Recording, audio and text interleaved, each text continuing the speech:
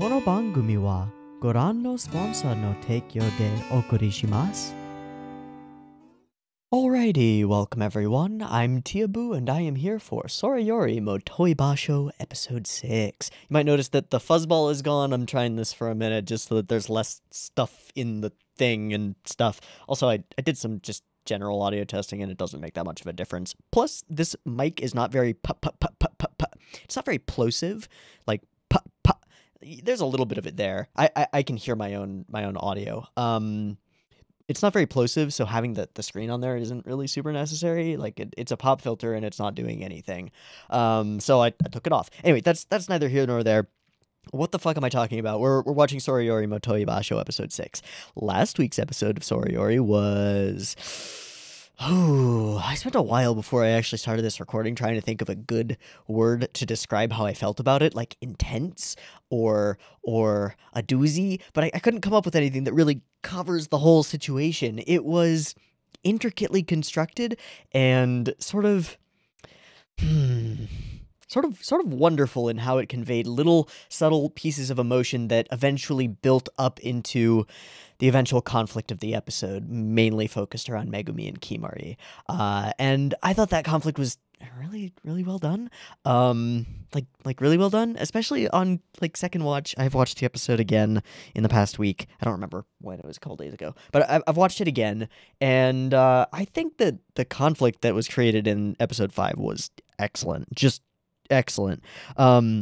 The sort of slow growth of realization that this is the conflict that is happening here, not just for us as the audience, but for the characters themselves in their relationship that they slowly realize is somewhat toxic, a little bit not the best. It's got some flaws to it, and as Kimari starts to pull away, not intending it in that way, not intending like she's running away from Megumi or anything, but she's pulling away from their codependent relationship that they've fostered over the time that they've known each other, and she's starting to sort of branch out and get friends, and she's on this path of like, I want to change, I want to improve, I want to become a little bit more independent. And when she expresses those thoughts to Megumi realizes that she has a part to play in this relationship too, and if Kimari does sort of fly the coop, leave the nest, become more independent, then she loses the things that she was gaining out of their weird, intricately constructed, codependent, very human, very strange relationship. And that she doesn't know what to do about it. So she kind of lashes out in an amazing sequence that just becomes more amazing as it goes on, telling her that you're going off to Antarctica, I'm breaking up with you. We're not friends anymore. Ooh. And then we get the wonderfulness of Kimari being a goober with the breakup rejection. And I love it. I love it. It was really good. That's a lot on episode 5. We're gonna move on to episode 6. I'm a little scattered. I've spent the last 2 days without internet. Yesterday, my router, like, I woke up and my router modem woke up, and it woke up with amnesia and just forgot everything about itself, including how to actually connect to the network. So anytime I would try to get to the network, it would just take me to the activation page for Spectrum Network, and then it wouldn't actually activate.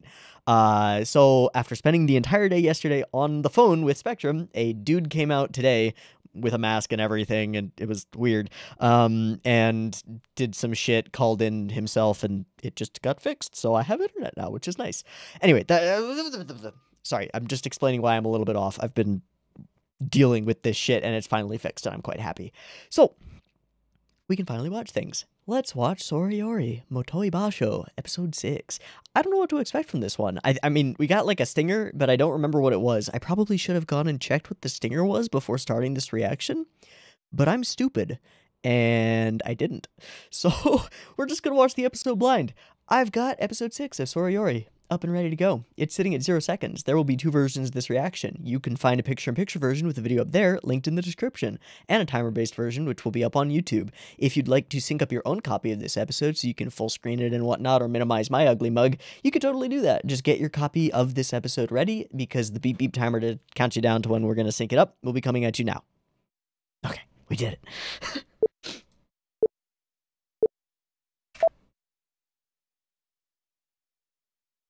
Oh. Oh, okay.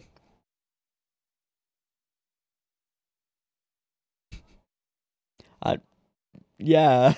I don't think there's anything weird about that. What's that? Like a sports team? Relatable. Hmm. Shanti?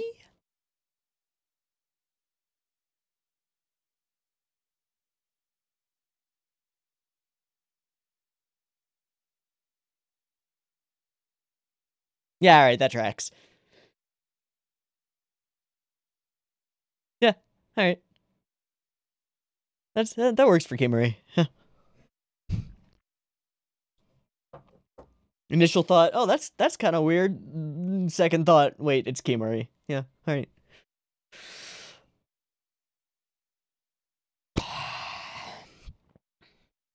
Now, my main question is, are the girls alright?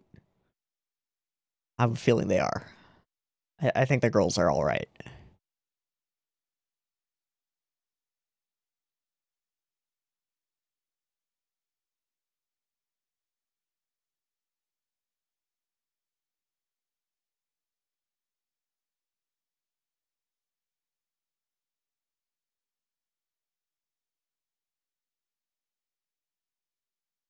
My fan is still on.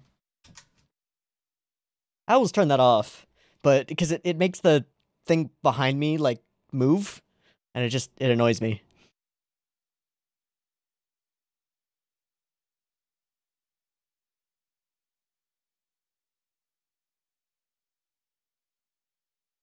Hmm.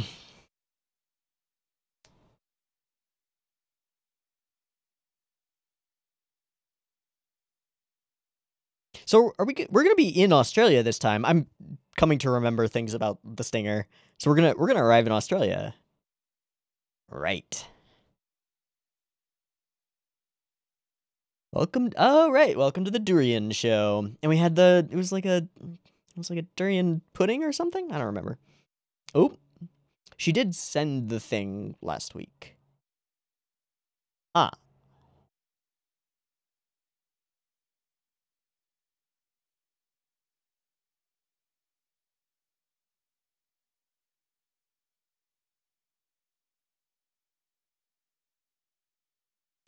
where did all the people come from? They weren't there a second ago. All right. Yeah, but usually you have to pay for them? Ooh. Mmm. It's all gonna taste like shit regardless.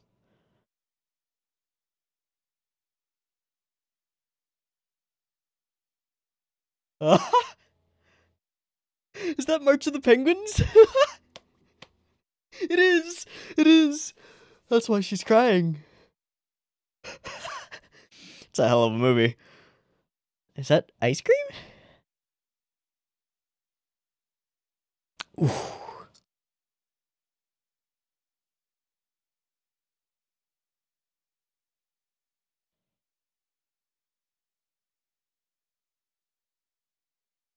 All right, quick and easy. Done and done. Yeah. How long is the flight? Like 5, 6 hours? It might be longer than that.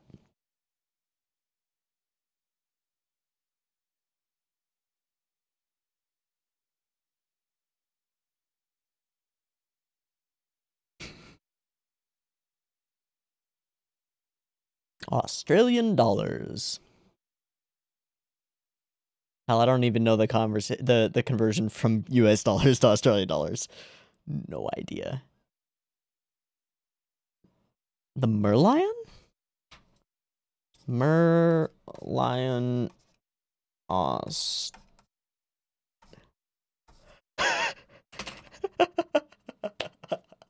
How to haggle. Discount, please. Please. Oh, we've got goofy glasses. Well, we know where those came from now. Oh boy.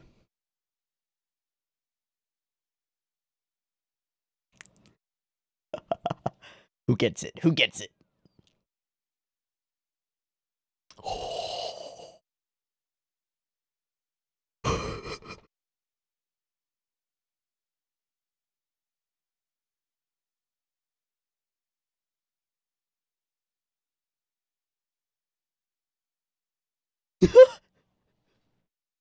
Yeah.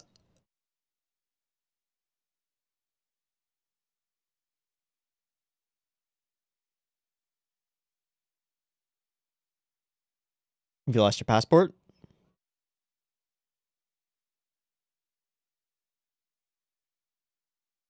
Have you lost your passport?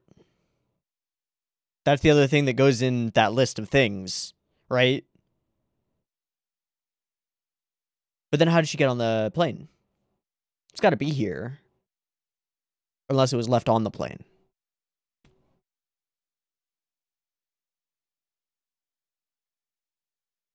I didn't know that. That's cool. Giant. Oh, there's the mare lion. Swimming pool. Australia.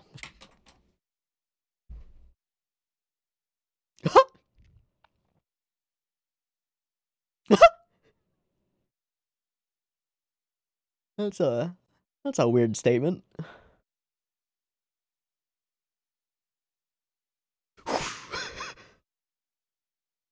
Eh? Eh? I don't get it either. I'm sure somebody gets it.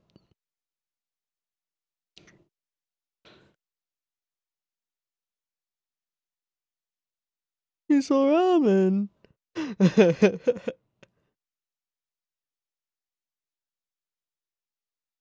Super mega fried rice. Welcome to non-Japanese portions. uh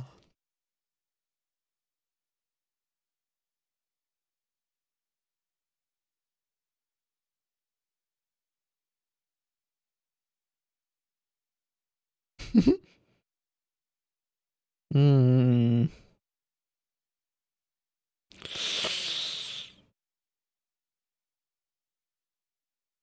Yeah. There are problems with that. Yeah.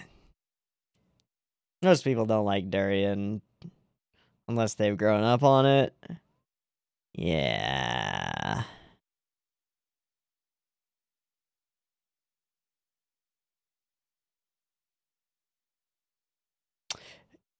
She's hiding that she's lost her passport. Yeah.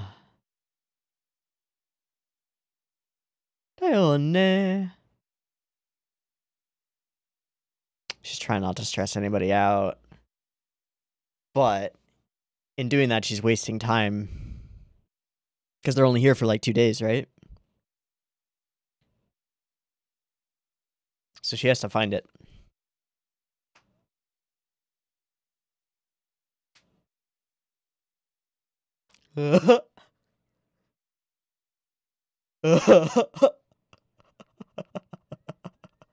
So was it though? That's a cool landscape.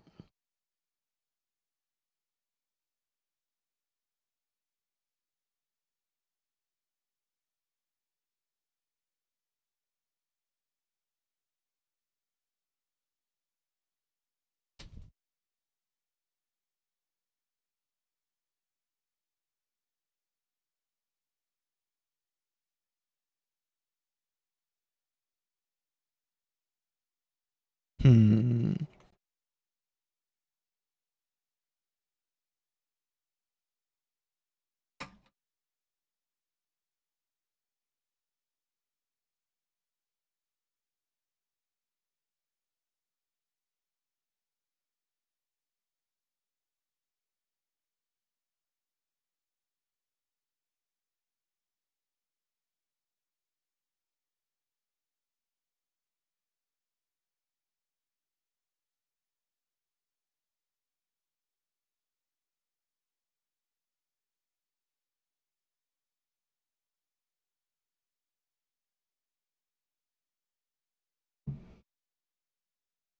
Hmm.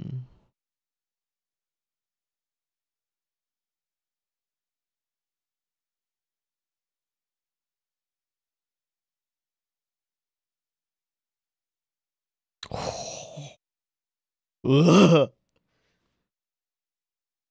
Yeah, nice try. Insight check.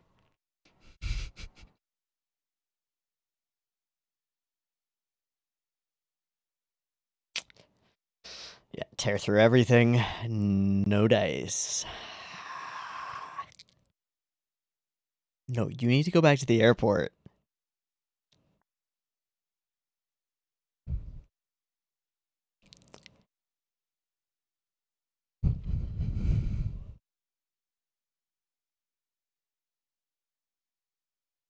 Yeah, it's real bad.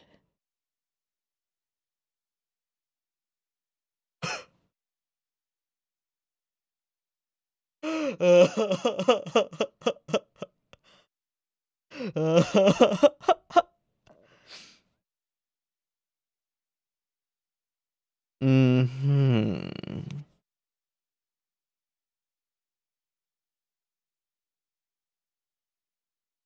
Just wait for it to fix itself. Eh?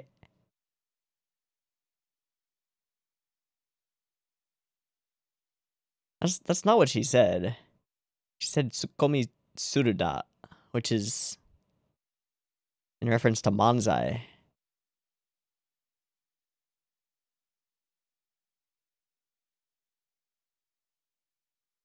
Ah. Also, the embassy can get you a new passport in half a day? No.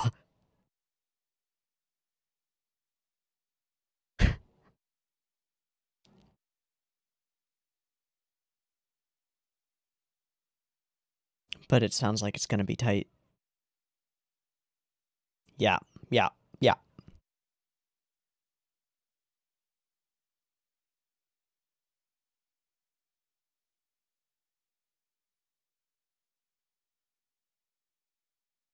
Okay. A layer of worry that might not be necessary, but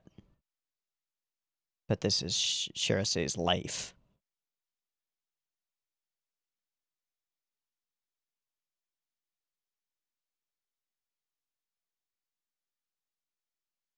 But I don't want it's like showing up late the first day on the job.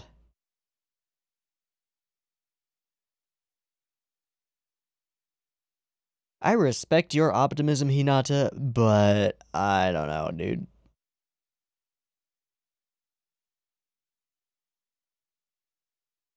Whoa, without the little braid, she is very different looking.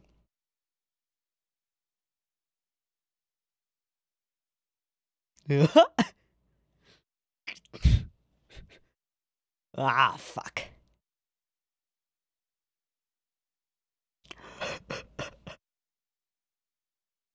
Hmm.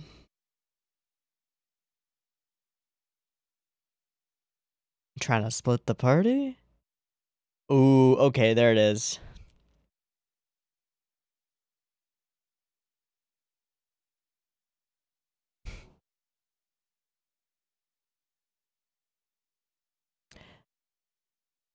Oh, you got a good brave face there, Hinata.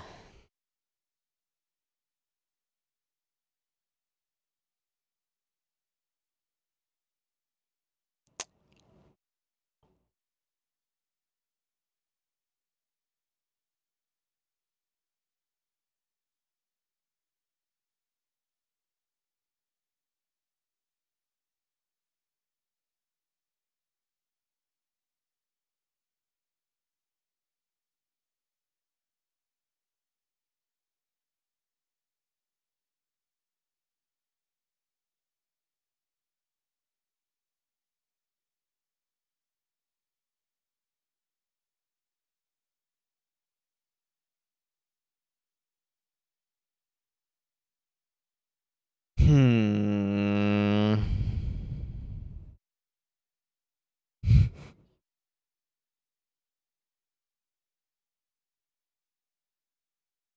Please leave. Awkward.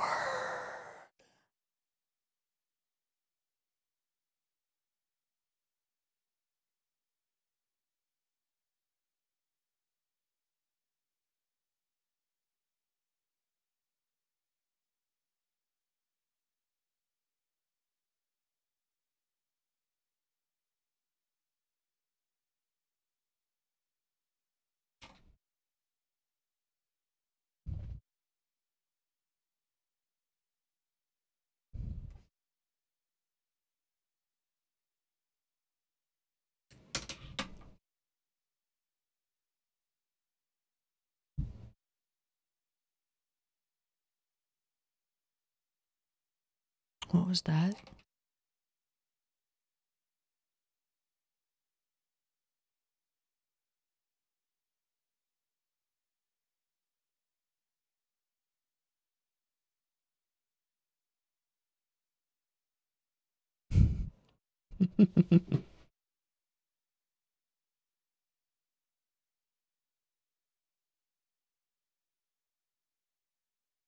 Hmm.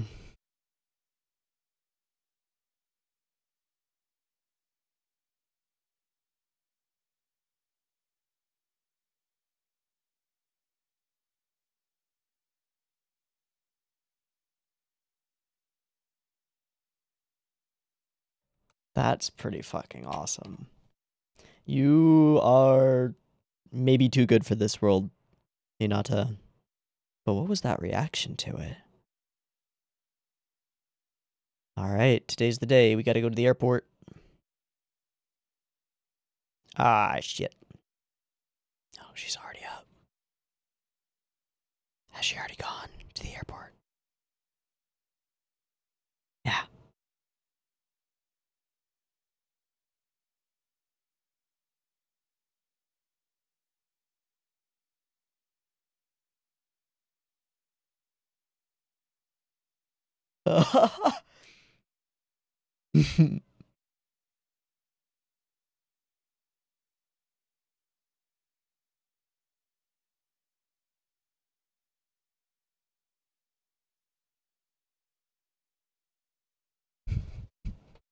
I don't like it. Yeah.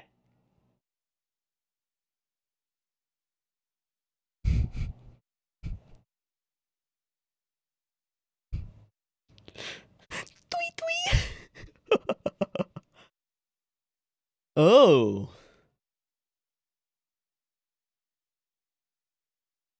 Oh.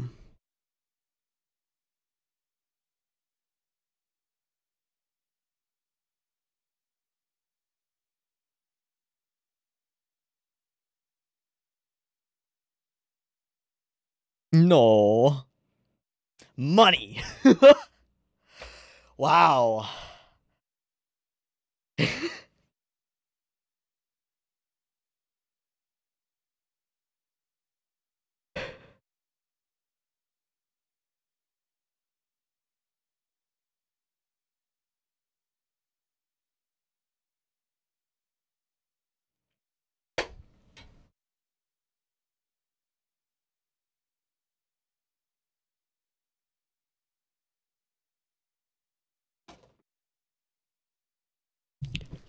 Yes.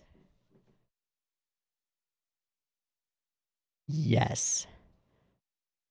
Priority is the group. What do you mean, what's with me? Oh. Yes. What the hell?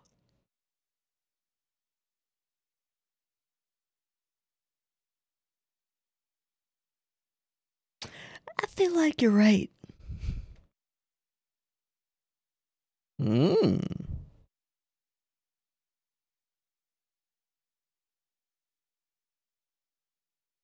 Yeah, please.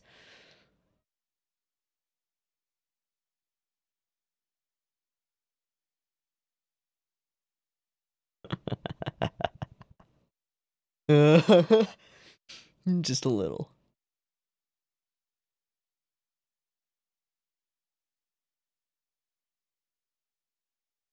I'm doing this for me.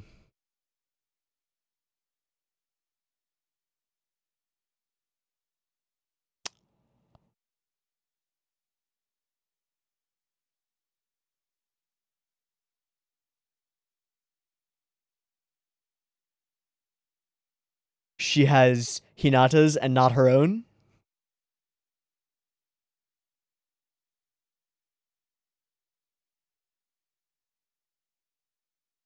Uh, uh,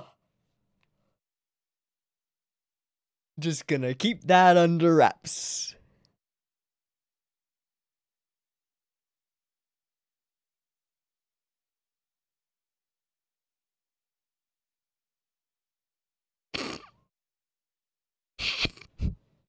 You're hiding something, aren't you? Yeah. What? No. Using that scream. Amazing. Those are full durian. Oh, no.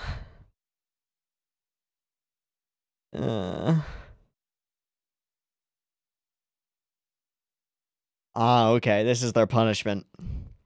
Isn't it punishment for everybody? They have to stand near the stuff. Oh. So they got the money back? Oh.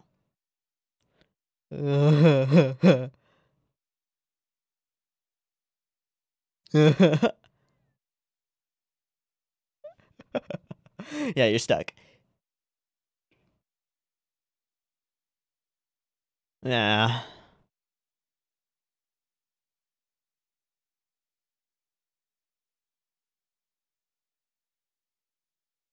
Fiend? Fiend.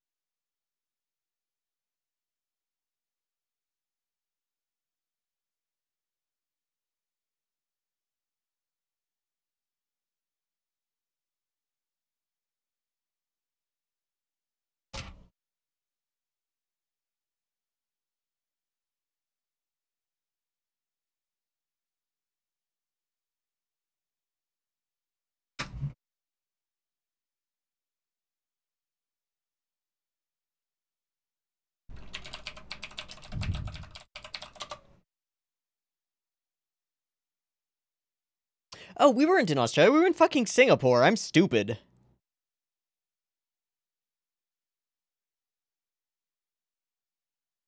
That's right. Okay. Giant swimming pool, Singapore.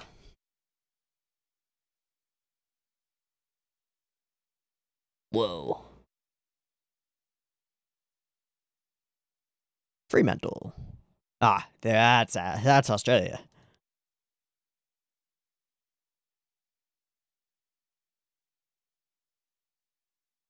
All right.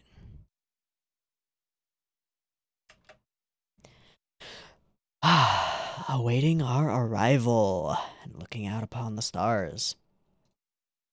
Cool. This was an interesting episode. Doesn't really further the adventure plot, which is interesting to me. I think for that reason, some people might look at this episode and go and call it kind of like padding or filler.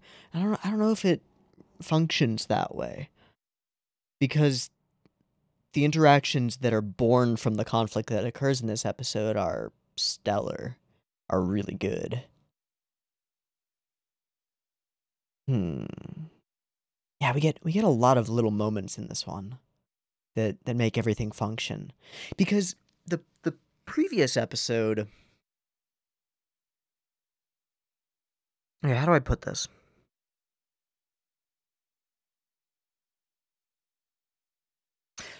2 episodes ago, episode 4 was kind of our "the gang is all together" episode, right? They're all together. They start doing training stuff. We start to figure out what the dynamic between these characters as they get to know each other is going to be moving forward. We start to, and then last week's episode 5, kind of moves away from that. There are some moments where they're all together doing things, but the focus of the episode is a lot more personal. It's a lot more on Kimari and a lot more on Megumi, not as much on the whole group. And indeed, when we do see the whole group together, it's mostly in the sequence in the middle of the episode where they're actually interacting with Megumi, and she sort of feels she doesn't work in their dynamic, and it throws the whole dynamic of their group of 4 off a little bit. It's a little bit weird because, and part of that is because we're directing it and like composing shots to focus on her and focus on how she's feeling a little bit iffy about this situation and like some strange facial expressions coming through. So Well, after episode 4, when we establish the group, you would expect, all right, this is the point where we step forward and we start going. We're going at it. We're doing the thing. Instead, we took a step back, actually, and focused on a more personal conflict before leaving, where the focus was on the splitting of a bond and then the refusal to break it indefinitely, the breakup rejection. And then in this episode, we do what I would have expected from episode 5, which is girls together, unfamiliar environment, but not on the actual adventure itself exactly. Have some problem, solve the problem together through ways.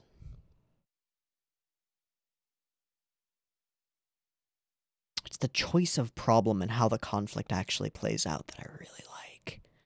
I like it a lot. It's again reminiscent of the kind of very human conflict that we experienced in the previous episode. But I don't know how to talk about it yet. So one of the first things that I wrote down in this episode was first step away, comma, gone but not. Like, we're in the bridge point between we're going on an adventure and we're on the adventure. We're right in the middle, and the show knows it, and that's why we're in Singapore here. We're not in Australia. We're not boarding the boat. We're not going yet, but we're on our way. We're getting close to it. This is like the last gasp before real departure. And apologies for my mistake. I thought they were already in Australia because I'm dumb, and I forgot completely that they had landed in Singapore, which makes a ton more sense why it would be like durian related, because that's a thing. Okay. Because I'm wanting to let the conflict part simmer a little bit, and I want to go through some of the lines of dialogue and try to parse them. There are a couple things that I want to talk about. So one is this framing device, which was used a couple times. I think this is the second time that it's used overall in the episode. And I drew a little sketch of it. So there's, on my page of notes, there's a little sketch of like a line, a horizontal line, and then 2 shadows under eyes, and then nose and mouth and facial features and stuff. Instead of doing what some shows will do, which is like gray out or darken the area beneath the bangs over the eyes, they just chose to cut it out of the frame, and I thought that was really cool. It gives the same kind of effect. When you can't see a character's eyes, you don't know what they're thinking, and it feels like they're hiding something. So it's really effective for these moments where Hinata is definitely trying to hide something. And I thought they were pretty good. I love that Shiraishi picks up on things really quickly, picks up on people acting a little bit different. It's interesting. It's a characteristic of hers that I wouldn't have necessarily expected, especially given how kind of disconnected from socialization she's been because of her job and work and stuff. But she reads people really quickly and has already got a read on all of the girls around her, at least on Shirase and Hinata. We don't know about Kimari yet, but we can assume she's pretty straightforward. She's not much of a liar, exactly. But this is an interesting character trait, and it's a useful one narratively, that we have a character that can like pinpoint that there are problems with other people and just be like, are you okay? You are you weird? You being weird? You're being weird. Why are you being weird? Which makes her useful. I kind of like it. It is a little bit of a crutch narratively, because instead of the characters who are actually involved like directly in the conflict, although we could say that she is, coming to realize that they are involved in a conflict and figuring out how to solve it, Shiraishi is kind of there as like the you're acting weird police, and so we can kind of expect from her that she's going to pick up on what's going wrong in her group of friends and point it out, or at least confront it and force the person to confront whatever's actually causing the conflict. It's interesting. I can't really think of a character that functions this way, and we'll have to see if it continues, because it only really started in this episode. We'll have to see if it continues, but I can't really think of a character in another show or other piece of media that quite functions this way. I'm sure there are, but I don't know. Okay. This conflict is weird. It's weird.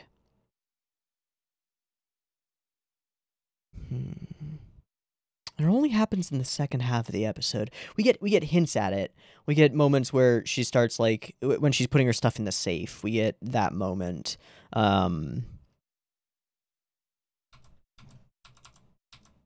don't know where it went. That indicates that she's missing something, and yeah, it's her passport. So she goes, put our valuables in here. Yen, plane ticket, and... Wait a sec, where's the last thing I was looking for? Yeah, her passport's gone, but she's hiding it. So we get a core aspect of Hinata's personality, which is phrased in the episode as, I don't like people being considerate of me. But it's like, I don't like owing favors. She's desperate to be independent. And we knew this from the start about Hinata. It kind of came up in vaguer terms when she actually did her, like, this is what I'm all about character introduction, and this is why I want to go to Antarctica. We got the sense that she's a lone wolf type and doesn't really care about being integrated in society or whatever. But it's more than that. She's desperately independent.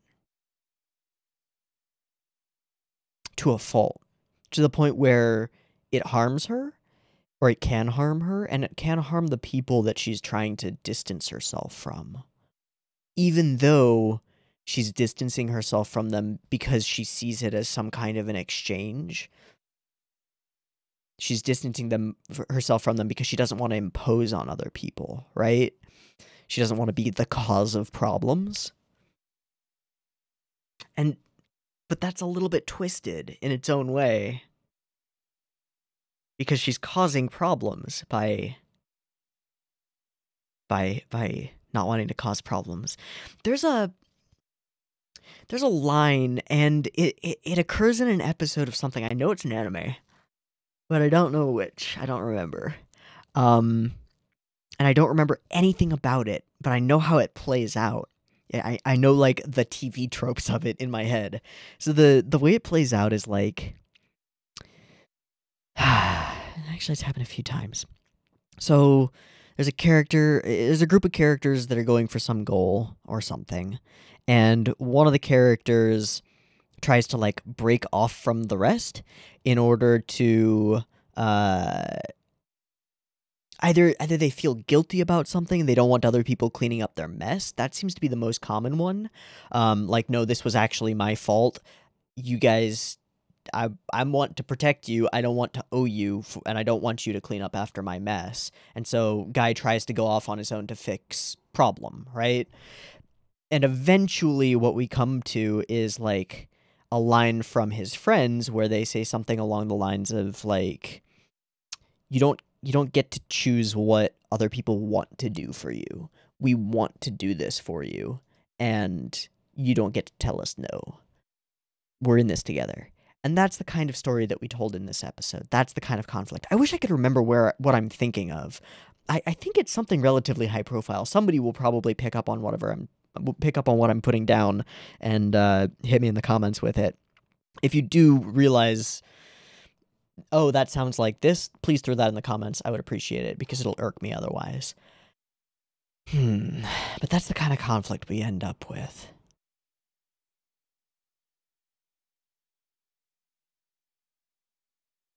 Okay. Plane travel's fun. We sort of montage through it in a way, just jumping through interesting things that occur on the plane trip, and then we as the audience kind of fall asleep when Kimari does, and just wake up at location. So I think that was pretty good. Skip through it, get us there. We have arrived at our destination. Excellent. And the landscapes are really cool. The environments are really cool. I did Google the giant swimming pool in Singapore, and it's a gigantic rooftop swimming pool on top of, like, 3 skyscrapers. Okay, that's cool. That's cool, sure. Okay, So focus on making the environment seem real and stuff. Jokes about Kimari being a terrible person to sleep next to. Let's head out. Off we go. Yeah. The mare lion. I don't know why the disappointment thing is a thing. Alright. Oh, are they trying to catch the water with forced perspective? I don't get it. I really don't get it. What is this supposed to be? I don't know. Alright. And then we have a gag about they order food and the portions are ridiculous because Western portions are ridiculous compared to small Japanese portions. Sure. Moments. Durian. It's bad. Nobody likes it. Some people like it. Some people love it. It's, I don't know. I've never had it. I've only heard things. I've only heard tales. It's over there, but only guests are allowed. Okay, cool. And blah, blah, blah, blah, blah, blah, blah, blah. And then we have this conversation, which is where the entire tone of the episode changes. Everything before this moment is pretty light and fluffy, with the exception of the one hinty moment where Hinata's like, wait, where's my something? But besides that one moment, which turns into our building conflict, everything up till this point is super light. And then we have this sort of wistful, thoughtful conversation. It's a weird one. And I did find myself doing what Shirase did after the conversation ends, which is just being like, yep, this is all true, as she was saying it. But, you know, there's more to it. There's more to it than just like, yes, the world will go on. It's a conversation about, we're going to change. This is gonna impact our lives, and the world around us isn't going to change. We're just going somewhere else. We're going to have an experience that is going to maybe majorly affect all of our lives. And it's a tiny drop in the bucket. There are billions of people out there, and they're all living their own lives. Some are living great, some are living terribly, but they're all living. And that's kind of amazing to think about, that we're part of this incredibly huge system. And it'll just go on and on. We've left our friends behind, our schoolmates, our peers. And even then, the world that we're leaving behind, our world that we actually know and come into contact with on a regular basis, is so tiny. One town in Japan, on an island nation, it's tiny. There's a whole world out there. And it's all ticking away, all bustling. It exists. And it's unfathomable how vast humanity really is. It's unfathomable. Like, how can a single ant fathom the anthill, let alone the idea that there may be more anthills? Like, fuck. That's crazy.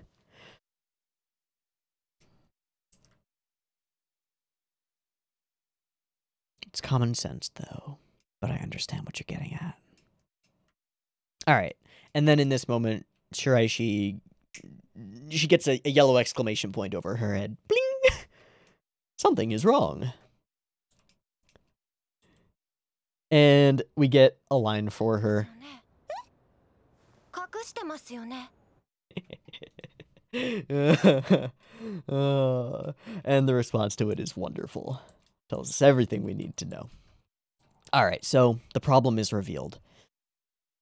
Ain't no passport here. This is pretty fun. And the accent that she does for this is...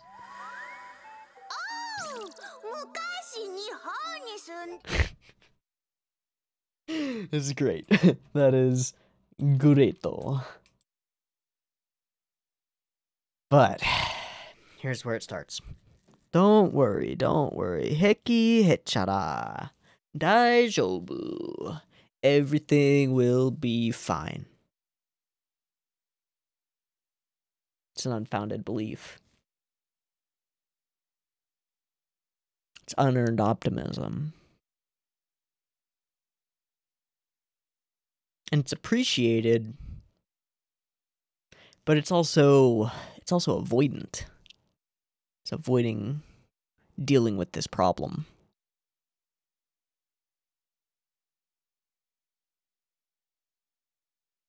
And it's complicated.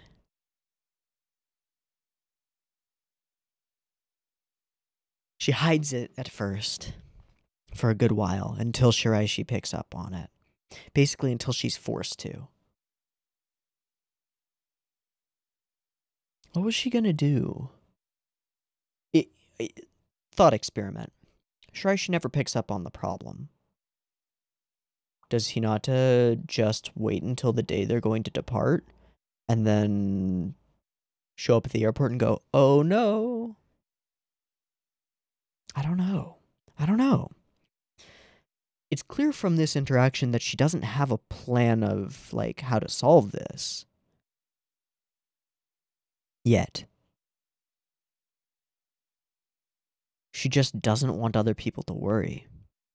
And she doesn't want to drag the group down. And of course, this is most directed at Shirase, who has the most at stake here in actually traveling there. I don't want to delay her departure. I don't want to cause any risk. Daijoubu. Don't worry. But it is worth worrying about. Avoiding this problem isn't worthwhile. It's not good. It makes me wonder what other kinds of problems Hinata avoids as a character. She's got her... Well, she seems to have her priorities in order. She's smart. She's working her butt off. Making money. Got an education. Continuing to educate herself. Branching out, doing fun things.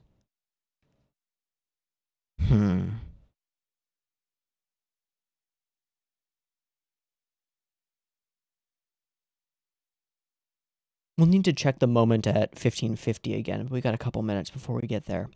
That's when she's standing outside and there are, like, girls in uniforms inside. And I'm not sure what to think about that. So she comes out with, like, kind of hot air continuously. Well, we've got plenty of options. Somehow we'll fix it. But we don't have any options. We don't have anything.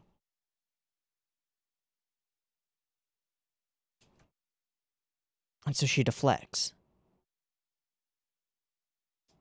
And this is weird.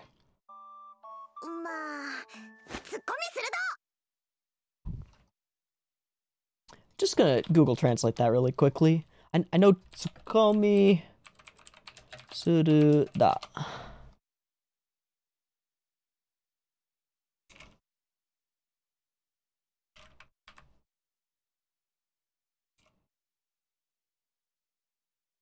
Hey.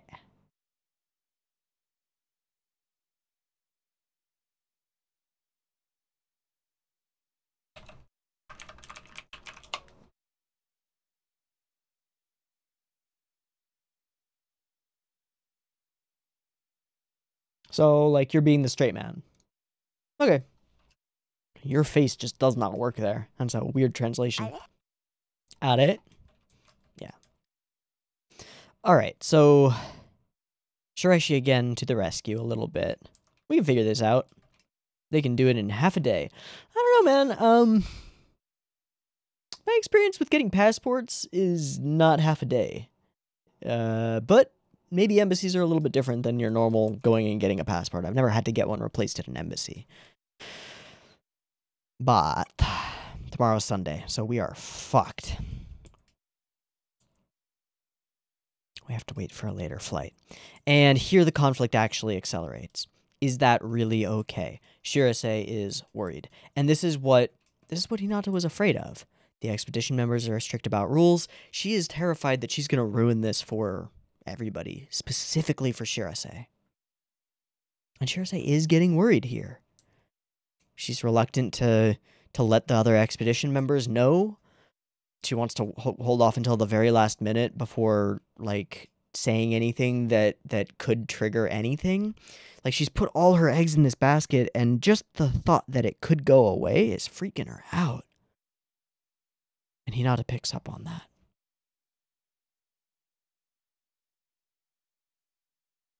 So again, she rephrases everything into more positive language. Not we just have one day, we have a whole day. And even though it's Sunday and we can't go and get a passport there, we can pick this up tomorrow. No worries. It might still turn up. Seems pretty unlikely. And you might notice that we are, as she's speaking, let's see.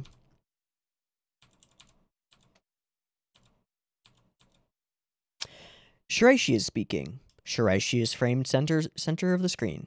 Okay. Kimari does something. Shirase does something. We frame them on screen. Every time. Hinata talks about how they have a whole day to go. Plenty of time. We'll talk again tomorrow. Not only is she not on screen, she moves her head out of frame. It might still turn up. And again, when we cut to the side of her, her face is obscured. We don't get any read on what Hinata is expressing at this moment. All we get is what Shirase is thinking while she's looking at her. That's kind of cool. I think that's pretty clever direction. Okay, more things. Shiraishi with her hair down, except for the little Ritsu clip. That's a cute girl. I like. And then this whole thing is goofy. And it's nice. Okay, so more framing her facing away from the camera. Interesting, as though she's like walking away from us, leaving the group, you know? Turning her back on them. And then we get this. Ooh, boy. Ooh, child, things are gonna get easier. Sorry. Yeah, that's bad. So she starts to lay out her plan. I'll just come after you. You guys go on ahead. Don't worry about me. I've got this. It'll be fine. No worries. And if I can't, I'll just go to Japan, right? This shot is so good. Just this shot is so good. Because we cut right here. This is what we're doing. You can see just the bags under my eyes. That's it. Does this feel a little unsettling? I think this feels a little unsettling. Yeah? So it's maybe a little weird. Maybe a little odd. Maybe strange. Yeah. I'll just go to Japan.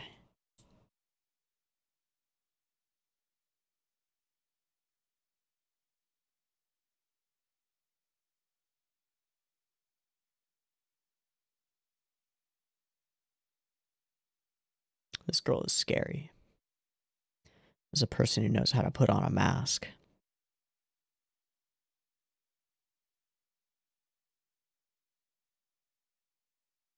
But what she learns in this episode is that she doesn't need to with these people. It's kind of lovely. I'll tell the others myself. You don't have to worry about anything. I will handle all of it. I don't want to impose on you.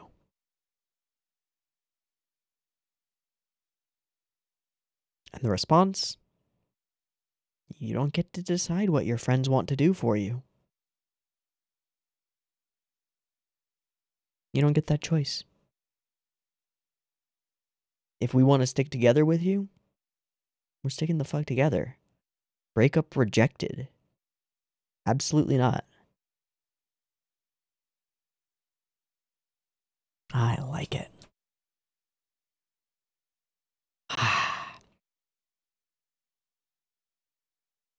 They pull her turning around that exact way twice. It's not like it's reused footage or anything, but turn, flippy hair, full smile. So wrong. It's so wrong. Turn, flippy hair, full smile. So Shirase picks up on it. You're sacrificing yourself because I'm worried, aren't you? No, don't worry about it. This is all on me. This is my problem. I want to solve it on my own.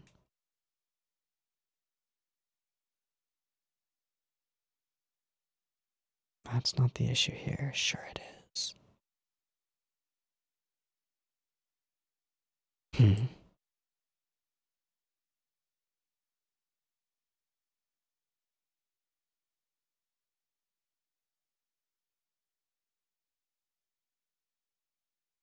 Okay. There's something weird about this sequence. I'm just gonna point it out. It's a little nitpicky, but I'm gonna point it out anyway. When Shirase lowers her gaze here, she's dropping eye contact. That's what this scene reads as, because she is currently, we're back and forth, right? So we're shot reverse shotting them, and we're shooting from pretty much Hinata's eye line, right? Like we're level with the door behind her. And then we're shooting from below, from slightly below Shirase. So we're essentially doing like level at Hinata's eyeline, and then from the perspective of Hinata, which is weird. Because if we were shot reverse shotting with an intent to hold the eyeline that they have, Shirase is quite a bit taller than she is. So we would be high angle shot on Hinata, low angle shot on Shirase. But we're not. We're flat on Hinata, low angle shot on Shirase. This would be fine. I think it would be probably better if they were both flat at this moment. But regardless, we're meant to think that they're making eye contact during this sequence, right? Like, where is she looking at the moment? She's looking essentially level. She's looking kind of essentially level. She's actually looking kind of up, which is weird. It's just a little weird, but that's okay. Problem is right there. She kind of breaks her line of eye contact to look down. That's the expression that she has, is like a little bit dejected. But then we cut to they are actually looking at each other now. That's a little weird. It's just a little bit weird. Now, we could be going for something where, like, Shirase wasn't really seeing her, more metaphorically, wasn't seeing eye to eye with her, and now finally lowers her gaze to Hinata, but I don't think that really functions. I don't know. Okay, so she comes out with it. I don't want to be a drag on you guys. That's not my style. It's not how I do. And I would be really, it would really suck if I was the reason that you didn't get to go to Antarctica. I'll still try to go. You guys just go on ahead. But let's be real. We all know that that won't work, right?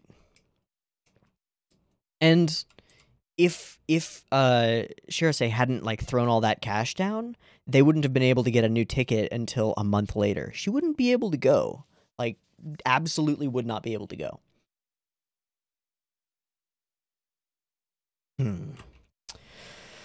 So, then she avoids continuing the conversation. She's sort of won here, but not. She just lays down her take. You guys go on ahead. I'll catch up. It's settled.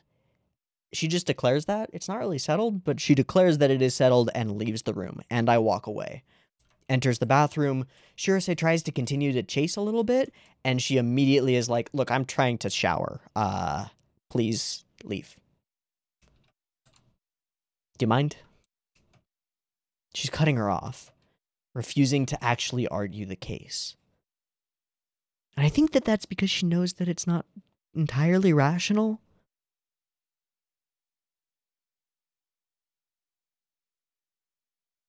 But she sort of tamps that down within herself and is like, no, I don't want to be a drag on people. I really don't want to be a drag on people. But in this moment, Shirase is trying to, no, I want to go together. I'll just email her. It'll be fine. I could use a shower. Do you mind? Again, the mask.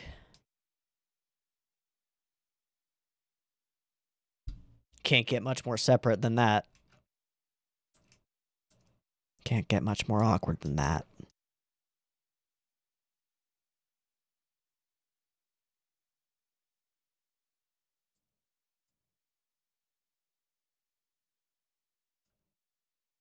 I just can't stand that kind of thing.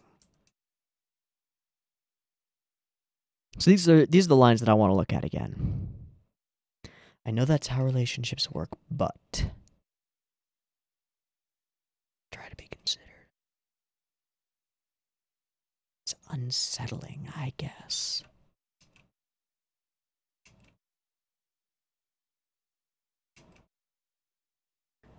Like, I can't tell how they really feel anymore. That's why I couldn't handle high school. And wanted to be as alone as much as possible.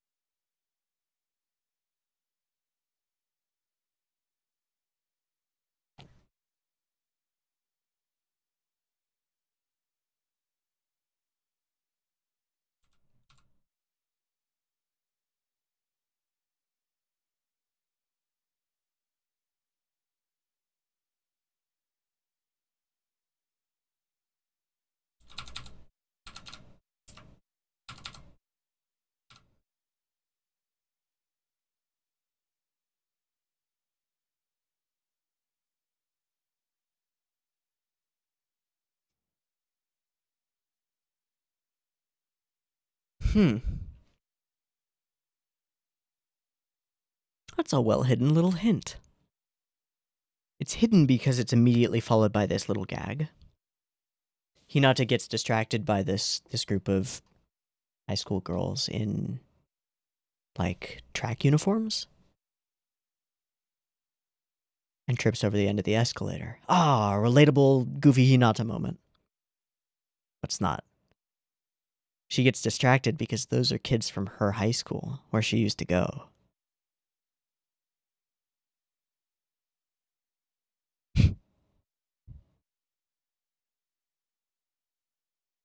Whoa. Whoa. That's kind of cool. Those are kids from her high school where she used to go, and they're the type of people who were considerate of her to a point where it caused conflict that caused her to leave high school and set out on her own, that changed the course of her life. And she just happens to cross paths with them. Probably not people that she knows directly, but the same group. Happens to cross paths with them on the same day that she experiences this conflict. The same conflict, but it plays out differently.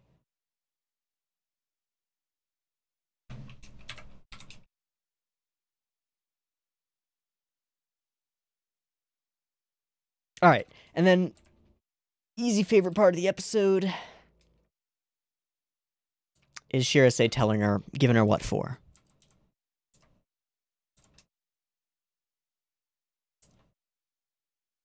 I hate people being considerate of me.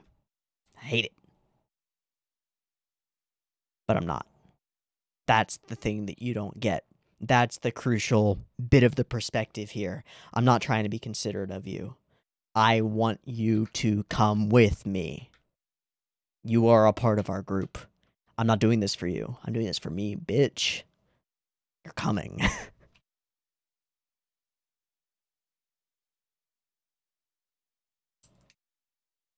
But Hinata knows that's not entirely true. Not entirely. Not quite.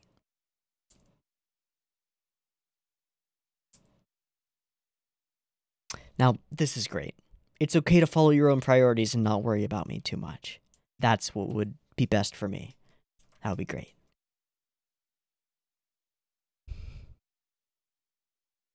Okay.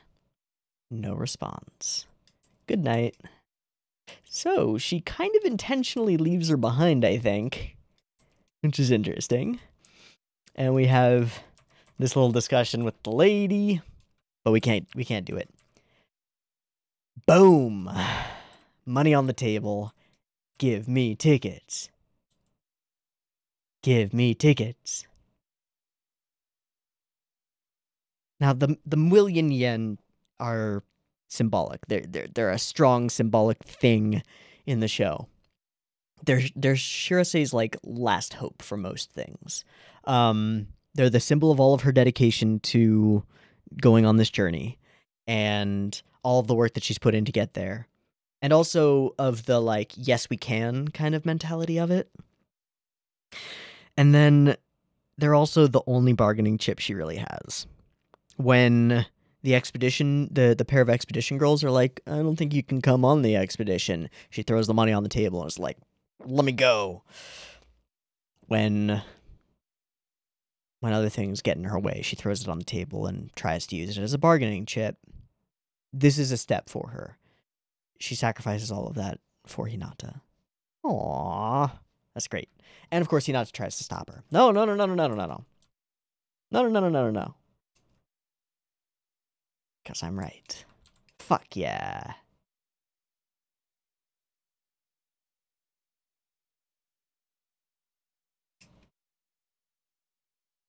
I don't want to be so stupid that I just believe you when you say, don't worry about me. This whole tirade that she goes on is just winner after winner after winner of lines. Because it would be easy to just pretend that she believed Hinata. Right?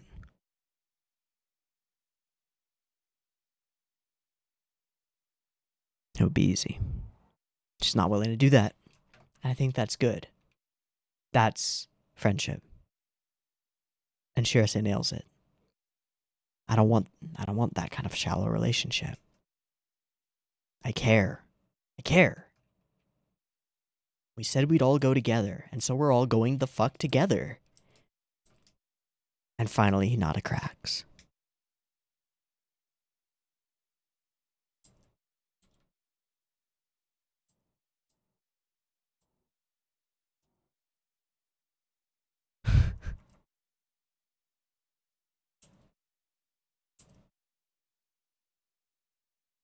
And we get that line for her. All right, and then the rest of the episode is Shirase discovering that she is partially at fault here, and Batsugemu gotta eat some dirty in his punishment, and that's the whole episode. So, conflict resolved the next morning, left hanging at night, experienced really the core of it right here, and avoided until this point. And up until the midpoint of the episode, there basically is no conflict. It's just, let's explore Singapore. It'll be fun. And it is. Okay. I thought this was a solid episode. I thought that the interpersonal conflict in it was good and solid and useful, and has grown my appreciation of both Shirase and Hinata pretty significantly. Moving away from the Kimari focus that we had in the previous episode, I think is good. All in all, this was good. This was solid. Yeah.